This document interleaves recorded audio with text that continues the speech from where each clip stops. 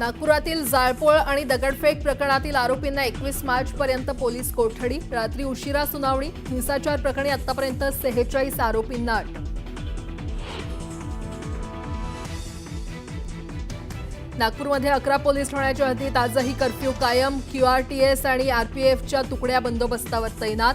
तर हिंसाचाराच्या पार्श्वभूमीवर पोलिसांकडून कसून तपास सुरू.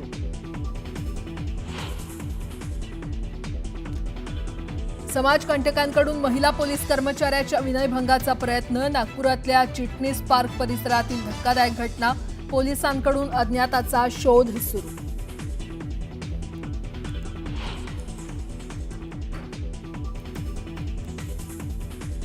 प्रशांत कोरटकरला कोणत्याही क्षणी अटक होण्याची शक्यता. कोल्हापूर कोर्टानं जामीन अर्ज फेटाळल्यानं अडचणी वाढल्या.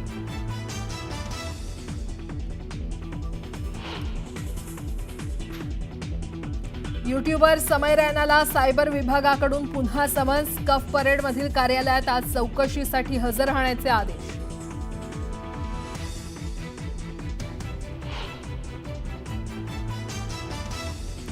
आधार कार्ड आणि मतदार कार्ड लिंक करण्याबाबत निवडणूक आयोगाचा मोठा निर्णय. निवडणूक आयोग मतदार कार्डशी आधार कार्ड लिंक करणार.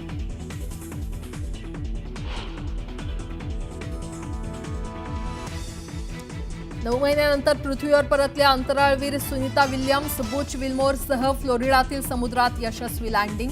तर दोघंही सुखरूप असल्याची नासाची माहिती.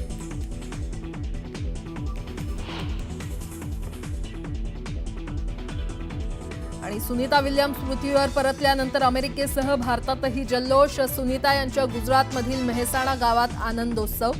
स्पेस क्राफ्टचं लँडिंग होताच जोरदार आतिषबाजी.